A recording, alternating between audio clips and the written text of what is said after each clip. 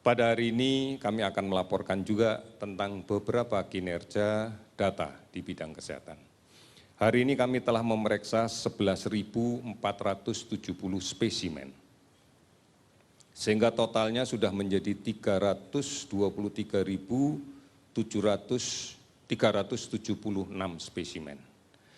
Dari pemeriksaan tersebut, kita dapatkan konfirmasi positif naik 700 orang, sehingga menjadi 26.473 orang. Data ini kalau kita pelajari lebih lanjut, kita lihat ada 5 provinsi yang masih tinggi dan mengalami kenaikan. Yang pertama adalah Jawa Timur, sekarang menjadi 244 positif, ada penambahan dibanding kemarin sebanyak 199.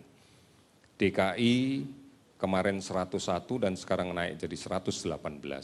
Namun sekali lagi bahwa DKI tidak hanya berasal dari penduduk DKI, tetapi juga pekerja migran Indonesia yang baru kembali, yang rata-rata lebih dari 1.000 orang tiap hari yang masuk melalui Bandara Soekarno-Hatta, juga kita lakukan screening.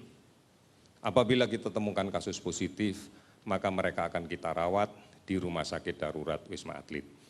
Kemudian NTB juga mengalami peningkatan 42 orang, Jawa Tengah mengalami peningkatan 37 orang.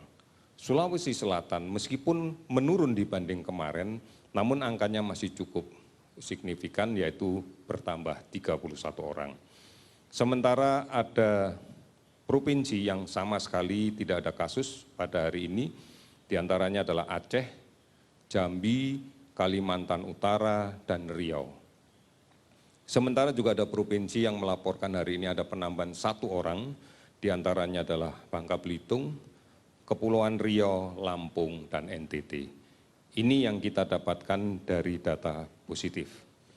Kasus sembuh meningkat 239 orang, sehingga total kasus sembuh sekarang menjadi 7.308 orang. Kita harus melihat data ini yang membawa optimisme kita bahwa banyak kasus yang sembuh, bahwa penyakit ini bisa disembuhkan, bahwa kita mampu menyembuhkannya. Kita lihat bahwa angka 293 orang yang sembuh hari ini, sebagian besar adalah memang pada kelompok usia antara 29 sampai 45 tahun. Artinya pada kelompok inilah yang sebenarnya kita berharap bisa cepat menjadi sembuh, agar kemudian bisa menjadi produktif kembali, karena inilah angkatan kerja kita. Kasus meninggal 40 orang sehingga menjadi 1.613 orang. Saudara-saudara, saat ini sudah ada 416 kabupaten kota di 34 provinsi yang terdampak. Kita masih melakukan pemantauan ketat. Pada orang dalam pemantauan sebanyak 49.936 orang. Sementara pasien dalam pengawasan yang saat ini masih kita awasi adalah 12.913 orang. Hari ini juga kami mendapatkan laporan dari Rumah Sakit Darurat Khusus COVID yang berada di Pulau Galang. Rumah sakit ini kita bangun dengan kapasitas terpasang adalah 360 tempat tidur, diantaranya ada 100 tempat tidur untuk ICU. Laporan yang kami terima hari ini yang dirawat 36 orang. Artinya kapasitas kita masih cukup secara keseluruhan seperti itu. Saudara-saudara, gambaran-gambaran inilah yang kemudian kita yakini bahwa penularan masih terjadi, bahwa kasus baru masih terus bertambah. Artinya masih ada orang sakit, masih ada orang berpenyakit yang membawa virus ini yang berada di tengah masyarakat. Oleh karena itu, mari kita hati-hati agar tidak tertular. Jaga jarak secara fisik dengan siapapun. Kemudian gunakan masker. Rajin mencuci tangan dengan menggunakan sabun. Ini menjadi prasyarat yang paling penting.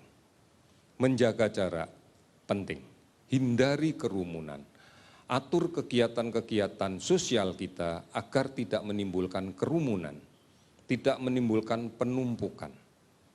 Oleh karena itu, inilah yang kemudian menjadi salah satu yang harus kita biasakan di dalam menghadapi kenormalan yang baru.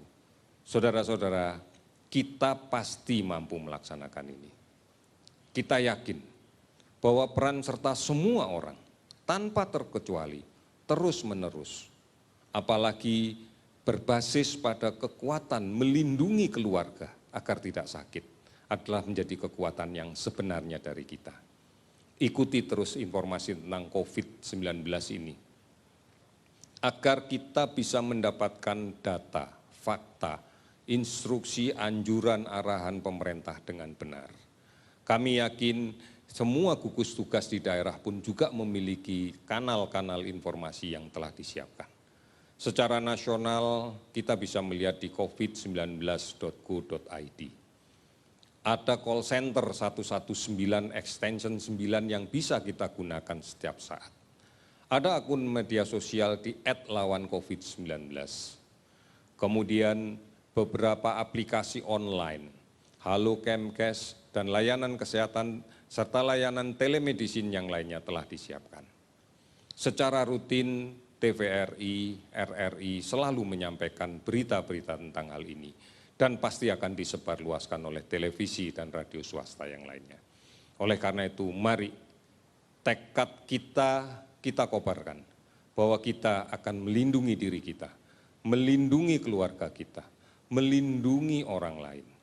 Karena dengan cara inilah kita bisa melindungi Indonesia. Saudara-saudara, optimisme harus kita bangkitkan. Kita bisa melawan ini. Indonesia pasti bisa. Terima kasih, selamat sore.